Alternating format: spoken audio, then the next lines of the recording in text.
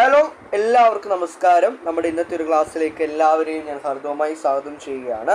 അപ്പോൾ ഇന്ന് നമ്മൾ ചെയ്യാൻ പോകുന്ന ടോപ്പിക്ക് നമ്മുടെ മലയാളത്തിലെ പദശുദ്ധി പാർട്ട് 3 ആണ്. അപ്പോൾ നമ്മൾ 2 പാർട്ട് ഓൾറെഡി നമ്മുടെ ചാനലിൽ അപ്ലോഡ് ചെയ്തിട്ടുണ്ട്. ആ 2 പാർട്ടിലും നമ്മൾ ചെയ്തത് പ്രീവിയസ് ഇയർ വന്നിട്ടുള്ള ക്വസ്റ്റ്യൻസ് ഡിസ്കസ് ചെയ്യുകയായിരുന്നു നമ്മൾ ചെയ്തത്, അല്ലേ? ഇപ്പം നമുക്ക് ഏതൊരു പരീക്ഷയാണെങ്കിലും നമുക്ക് ഈ പദശുദ്ധിയിൽ നിന്ന് വരുന്ന ചോദ്യങ്ങൾ റിപ്പീറ്റഡ് ആയിട്ടുള്ള ചോദ്യങ്ങളാണ് എന്ന് ഞാൻ പറഞ്ഞിരുന്നു, അല്ലേ? ഓക്കെ, ഇന്നത്തെ ക്ലാസ് നമ്മൾ ചെയ്യാൻ പോകുന്നത് റിപ്പീറ്റഡ് ആയിട്ട് വന്നിട്ടുള്ള ഒരുപാട് പദങ്ങളുണ്ട്. റിപ്പീറ്റഡ് ആയിട്ട് വന്നിട്ടുള്ള ചോദ്യ പേപ്പറിൽ വന്നിട്ടുള്ള ഒരുപാട് പദങ്ങൾ. അപ്പോൾ ആ വാക്കുകൾ ഞാൻ നിങ്ങൾക്ക് ഇവിടെ എഴുതി തരികയാണ്. കാരണം ആ വാക്കുകളുടെ പ്രത്യേകത നമ്മളെല്ലാവരും തെറ്റിക്കുന്ന, നമുക്ക് എന്താണ്, നമ്മളെപ്പോഴും തെറ്റിക്കുന്ന തരത്തിലുള്ള പദങ്ങളാണ് നമ്മൾ ഇന്ന് ഡിസ്കസ് ചെയ്യാൻ പോകുന്ന പദങ്ങൾ. അപ്പോൾ നമ്മൾ ഇത്തരത്തിലുള്ള പദങ്ങൾ ഡിസ്കസ് ചെയ്യുന്നതിനോടുകൂടി ഇനിയും അത്തരത്തിലൊരു ചോദ്യങ്ങൾ വരുമ്പോൾ നമ്മൾ എന്ത് ചെയ്യണം? അത് ശരിയാക്കണം. അതിനു വേണ്ടിയാണ് നമ്മൾ ഇതുപോലെ നമ്മൾ തെറ്റിക്കാൻ ചാൻസ് ഉള്ള ഒരുപാട് വാക്കുകളാണ് നമ്മളിന്ന് ഡിസ്കസ് ചെയ്യാനായിട്ട് പോകുന്നത്. അപ്പോൾ ഇന്ന് നമ്മൾ ചോദ്യങ്ങളല്ല ചെയ്യുന്നത്, പകരം ഞാൻ കുറച്ച് വാക്കുകൾ നിങ്ങളെ പരിചയപ്പെടുത്തുകയാണ്. പദശുദ്ധിയിൽ റിപ്പീറ്റഡ് ആയിട്ട് വന്നിട്ടുള്ള ചില വാക്കുകൾ ഞാൻ നിങ്ങളെ പരിചയപ്പെടുത്തുകയാണ്. ആ വാക്കുകൾ നിങ്ങൾ പഠിച്ചു വെച്ചോളുക. അത് പല ചോദ്യങ്ങളിലും വന്നിട്ടുള്ളതാണ്. അതുകൊണ്ട് ഞാൻ ചോദ്യങ്ങൾ ഇപ്പോൾ കാണിക്കുന്നില്ല, ആ വാക്കുകൾ കാണിക്കാം. അതിനുശേഷം അടുത്തൊരു പാർട്ടിൽ നമുക്ക് ക്വസ്റ്റ്യൻസ് ഡിസ്കസ് ചെയ്യാം. കഴിഞ്ഞ 2 പാർട്ടിൽ നമ്മൾ ഒരുപാട് ക്വസ്റ്റ്യൻസ് നമ്മൾ ചെയ്തു. ആ ക്വസ്റ്റ്യൻസ് ഡിസ്കസ് ചെയ്യുന്നതിലൂടെ നമ്മൾ പഠിച്ചു, അല്ലേ? ഇന്ന് നമ്മൾ കുറച്ച് വാക്കുകളാണ് പഠിക്കുന്നത്. നോക്കാം നമുക്ക് ആദ്യത്തെ വാക്കിലേക്ക്. ആദ്യത്തെ വാക്ക് കാരാഗൃഹം. കാരാഗൃഹം. എന്താ ഈ കാരാഗൃഹം എന്ന് പറഞ്ഞാൽ? ആ വാക്കിൻ്റെ അർത്ഥം എന്താ? നമ്മളിപ്പോൾ ഒരു വാക്ക് പഠിക്കുക എന്ന് പറഞ്ഞാൽ എന്താ മീൻ ചെയ്യുന്നത്? ഒരു വാക്ക് നമ്മൾ പഠിക്കുക എന്ന് പറഞ്ഞാൽ ആ വാക്ക് തെറ്റുകൂടാതെ എങ്ങനെ എഴുതാം, അതിൻ്റെ ഉച്ചാരണം എങ്ങനെയാണ്, അതിൻ്റെ അർത്ഥം എന്താണ്, ആ വാക്കിൻ്റെ അർത്ഥം എന്താണ്, അല്ലേ? ഇത് 3 അറിയുമ്പോഴാണ് നമ്മൾ ആ വാക്ക് പഠിച്ചു എന്ന് നമുക്ക് പറയാൻ പറ്റുന്നത്. ഇപ്പം ഇവിടെ നോക്കുക, കാരാഗൃഹം എന്ന വാക്ക് എഴുതുന്നത് ഇങ്ങനെയാണ്: കാരാഗൃഹം. അപ്പം കാരാഗൃഹം എന്ന് പറഞ്ഞാൽ എന്താണ്? നമ്മുടെ ജയിലുണ്ടല്ലോ, നമ്മൾ ജയിലിനെ പറയുന്ന പേരാണ് കാരാഗൃഹം. ജയിൽ. അപ്പം ജയിലാണ് എന്തെന്ന് പറയുന്നത്? കാരാഗൃഹം. അപ്പം കാരാഗൃഹം എന്ന് പറയുന്നത് എന്താണ്? ജയിലാണ്. അടുത്ത 2ാമത്തെ വാക്കിലേക്ക് ഞാൻ പോവുകയാണ്. അനന്തരവൻ. ഇത് പലരും എഴുതുമ്പോൾ തെറ്റിക്കുന്നതാണ്. അനന്തരവൻ. ഇങ്ങനെയാണ് നമ്മൾ അനന്തരവൻ എഴുതുന്നത്. ഇത് ഇന്തായാണ്. നിങ്ങൾക്കത് ഇത് ഇന്തായ, ഈ ഇന്തായാണ് ഞാൻ ഉദ്ദേശിച്ചത്. ഓക്കെ, അനന്തരവൻ. അപ്പം ഇങ്ങനെയാണ് നമ്മൾ അനന്തരവൻ എന്ന് നമ്മൾ എഴുതുന്നത്. എന്താണ്? അനന്തരവൻ. അപ്പോൾ ഈ വാക്ക് ഒരുപാട് തവണ തെറ്റിച്ച് വന്നിട്ടുണ്ട് നമ്മുടെ ചോദ്യ പേപ്പറിൽ. അപ്പോൾ ശരിയായിട്ട് എങ്ങനെ എഴുതുന്നത്? ഇങ്ങനെയാണ് എഴുതുന്നത്: അനന്തരവൻ.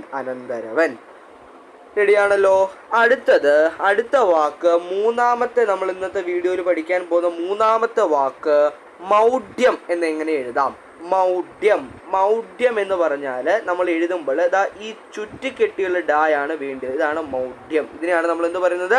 മൗഢ്യം എന്ന് പറയുന്നത്. അപ്പം മൗഢ്യം എന്ന് പറഞ്ഞാൽ മൗഢ്യം, അതായത് ഇവിടെ നമ്മൾ ഡാ എഴുതുമ്പോൾ ചുറ്റിക്കെട്ടിയുള്ള ഡായാണ് വേണ്ടിയത്. ഇവിടെ നമ്മൾ ഡാ എഴുതുമ്പോൾ ചുറ്റിക്കെട്ടിയുള്ള ഡാ നിങ്ങൾ തീർച്ചയായിട്ടും കൊടുത്തിരിക്കണം. അപ്പം ചുറ്റിക്കെട്ടിയുള്ള ഡായാണ് എന്തിന്? മൗഢ്യത്തിന്. അപ്പം മൗഢ്യം എന്ന് പറഞ്ഞാൽ മൂഢൻ്റെ ഭാവമാണ്. കഴിഞ്ഞ ക്ലാസ്സുകളിൽ എനിക്ക് തോന്നുന്നു നമ്മൾ ഇതിൻ്റെ ഒരു ചോദ്യം ചെയ്തിട്ടുണ്ട്, അല്ലേ? അപ്പം മൂഢൻ്റെ ഭാവമാണ് മൗഢ്യം. ഒരുപാട് തവണ ചോദിച്ചിട്ടുണ്ട്. മൗഢ്യം. മൂഢൻ്റെ ഭാവമാണ് മൗഢ്യം.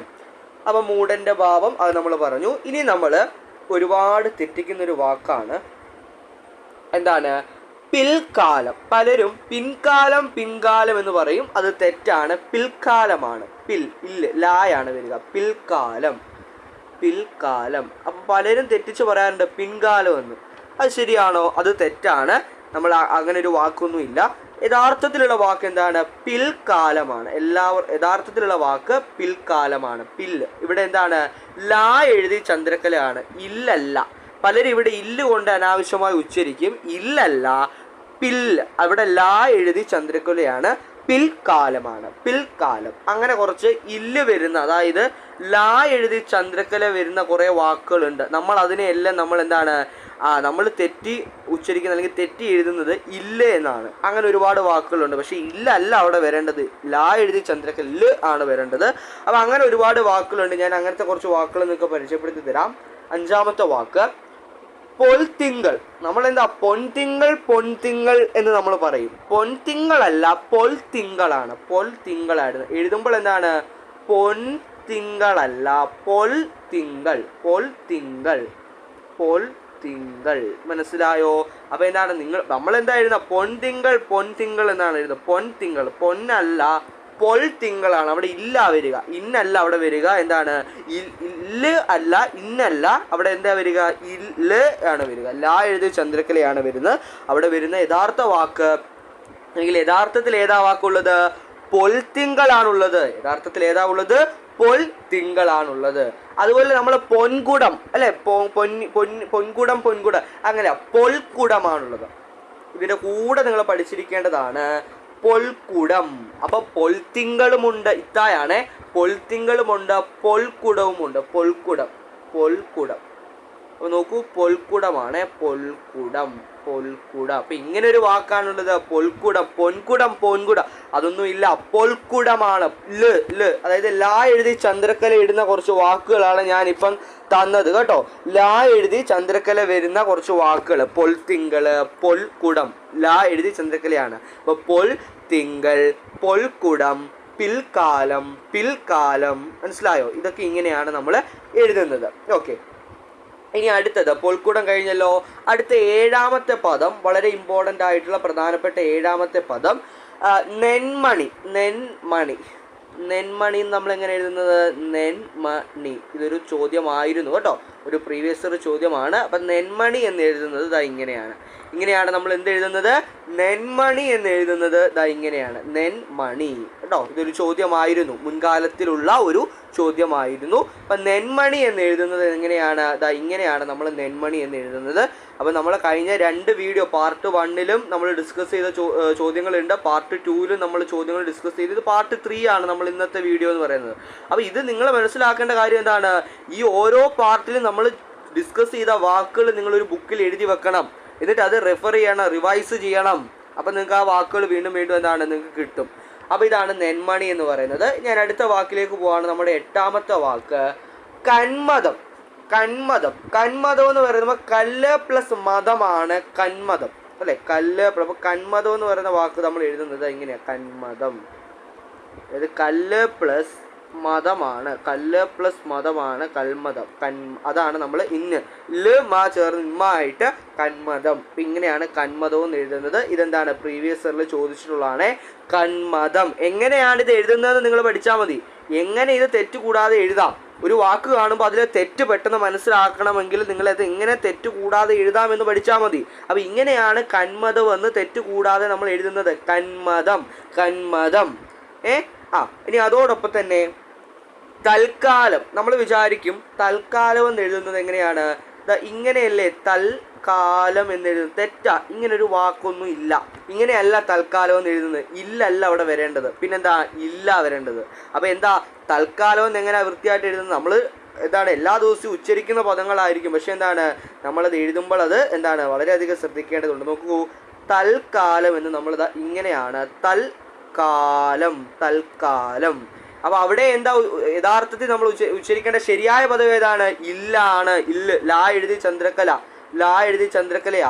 നമ്മളവിടെ പലരും ഞാൻ കണ്ടിട്ടുണ്ട്, അവിടെ നിങ്ങൾ ഇല്ല് എഴുതി വെക്കുന്നത് കണ്ടിട്ടുണ്ട്. അത് തെറ്റാണ്. ചോദ്യപേപ്പറിൽ ഇല്ലു കാണും, അത് തെറ്റാണ്. തൽക്കാലമാണ്, ലാ എഴുതി ചന്ദ്രക്കലയാണ് യഥാർത്ഥത്തിലുള്ള ശരിയായിട്ടുള്ള പദം, അതാണ്. അപ്പൊ തൽക്കാലം. എന്താണ്? തൽക്കാലം. ഇപ്പൊ തൽക്കാലം എന്നൊരു വാക്ക് പഠിച്ചല്ലോ. തൽക്കാലം, അത് പിൽക്കാലം, പിൽക്കാലം, പിൽക്കാലം. അതോടൊപ്പം തന്നെ എന്താണ്? പൊൽക്കുടം, പൊൽക്കുടം. അതോടൊപ്പം തന്നെ എന്താണ്? പൊൽത്തിങ്കൾ. ഇതെല്ലാം എന്താണ്? ഈ ലായ വരുന്നത്. പൊൽക്കുടം, പൊൽത്തിങ്കൾ, ഇതെല്ലാം ലായ വരുന്നത്. പിന്നെ പൊൽക്കതിർ, പൊൽക്കതിർ. പൊൽക്കുടമൊക്കെ നമ്മൾ നേരത്തെ പറഞ്ഞു. 10ാമത്തെ വാക്ക് നമുക്ക് പൊൽക്കതിരാക്കാം, പൊൽക്കതിർ. പൊൻകതിർ, പൊൻകതിർ എന്ന് പറയുന്നത് അല്ലേ, പൊൻകതിർ അല്ല, പൊൽക്കതിരാണ്. പൊൽ ഇക്കതിർ, പൊൽ ഇക്ക ഇതിർ, പൊൽക്കതിർ, പൊൽക്കതിർ. അപ്പൊ ഇതൊക്കെ ഈ വാക്കിന്റെ പ്രത്യേകത എന്താണ്? ലാ എഴുതി ചന്ദ്രക്കല ഇവിടെ എല്ലാം വരുന്നത്. ഇവിടെ എല്ലാം വരുന്നത് ലാ എഴുതിയ ചന്ദ്രക്കലയാണ്. അപ്പോൾ പൊൽക്കതിരുണ്ട്, അതോടൊപ്പം തന്നെ എന്താണ് പൊൽക്കുടമുണ്ട്, പിന്നെന്താണ് അതോടൊപ്പം തന്നെ പൊൽത്തിങ്കളുണ്ട്, അവിടെ എല്ലാം ഇല്ലാണ്. തൽക്കാലമുണ്ട്, അവിടെ എല്ലാം ലാ എഴുതിയ ചന്ദ്രക്കലയാണ്. തെറ്റിക്കരുത്. അപ്പോൾ പൊൽക്കതിര് പഠിച്ചല്ലോ, പൊൽക്കതിര് പഠിച്ചു. ഇനി അടുത്തത് 11ാമത്തെ വാക്കാണ്. ഒരുപാട് നിങ്ങൾ തെറ്റിക്കുന്ന ഒരു പദമാണ് പ്രദക്ഷിണം. എങ്ങനെയാണ് പ്രദക്ഷിണം എന്ന് എഴുതുന്നത്? പ്രദക്ഷിണം, ഇങ്ങനെയാണ് നമ്മൾ പ്രദക്ഷിണം എന്ന് എഴുതുന്നത്. ഈ ഷായൊക്കെ ഒന്ന് ഓർത്തു വെച്ചോണം. പലർക്കും ഈ പ്രദക്ഷിണം എന്ന് എഴുതുമ്പോൾ ഈ ഷായ ഒന്നും കിട്ടാറില്ല. അപ്പം പ്രദക്ഷിണം എന്നാണ് നമ്മൾ എഴുതുന്നത്. ഇതാണ് യഥാർത്ഥത്തിൽ നമ്മൾ പ്രദക്ഷിണം. ഈ ഷായാണ്, കാക്ഷ ആണ് വരുന്നത്, കായും ഷായും കൂടെ ചേർന്ന് പ്രദക്ഷിണം, ആ ഷായ വരുന്നത്. അപ്പം ഇങ്ങനെയാണ് നമ്മൾ എന്തെഴുതുന്നത്? പ്രദക്ഷിണം എന്ന് എഴുതുന്നത്. പ്രദക്ഷിണം മനസ്സിലായോ? ഇങ്ങനെയാണ് നമ്മൾ എന്തെഴുതുന്നത്? പ്രദക്ഷിണമെന്ന് നമ്മൾ എഴുതുന്നത് ഇങ്ങനെയാണ്, പ്രദക്ഷിണം. ഇനി അടുത്ത പ്രാഗൽഭ്യം, അതെങ്ങനെ എഴുതുന്നത്? കൺഫ്യൂഷൻ ആയിരിക്കും അല്ലെ പലർക്കും. പ്രാഗൽഭ്യം, അതായത് പ്രാഗൽഭ്യം എന്ന് പറഞ്ഞാൽ എന്താ? ഒരു കഴിവ് അല്ലെ. പ്രഗൽഭൻ എന്നൊരു വാക്കുണ്ട്, അതോടൊപ്പം തന്നെ പ്രാഗൽഭ്യമുണ്ട്. പ്രാഗൽഭ്യം. അപ്പൊ പ്രാഗൽഭ്യം നമ്മൾ ഈ ഗായാണ് പ്രാഗൽഭ്യം. ഇങ്ങനെയാണ് നമ്മൾ പ്രാഗൽഭ്യം എന്ന് എഴുതുന്നത്. പ്രാഗൽഭ്യം മീൻസ് ഒരു കഴിവ്. നമ്മൾ പ്രഗൽഭൻ അല്ലെ, കഴിവുള്ളവൻ, പ്രഗൽഭൻ. ഇങ്ങനെ ഒരു വാക്കുണ്ട്, പ്രഗൽഭൻ എന്നൊരു വാക്കുണ്ട്. കഴിവുള്ളവൻ എന്ന വാക്കാണ് പ്രഗൽഭൻ. അപ്പൊ പ്രാഗൽഭ്യം എങ്ങനെ എഴുതുന്നത് മനസ്സിലായോ? പ്രാഗൽഭ്യം. അപ്പം ഇങ്ങനെ ഒന്ന് ഉച്ചാരണം ശ്രദ്ധിച്ച് നോക്കുകയാണെങ്കിൽ നിങ്ങൾക്ക് വാക്കുകൾ തെറ്റുകൂടാതെ എഴുതാൻ പറ്റും. ഉച്ചാരണം തെറ്റരുത്. ഉച്ചാരണം നിങ്ങൾ കൃത്യമായിട്ട് പറയാം. പ്രാഗൽഭ്യം പഠിച്ചോ? ഈ വാക്ക് പഠിച്ചോ? ഇത് ഒരുപാട് പേര് തെറ്റിക്കുന്ന കണ്ടിട്ടുണ്ട്. ചോദ്യപേപ്പറിൽ വരുമ്പോഴും തെറ്റിക്കുന്ന കണ്ടിട്ടുണ്ട്. തെറ്റല്ല. പ്രാഗൽഭ്യവും പ്രഗൽഭനും എങ്ങനെ എഴുതുന്നത് മനസ്സിലായോ? പ്രാഗൽഭ്യം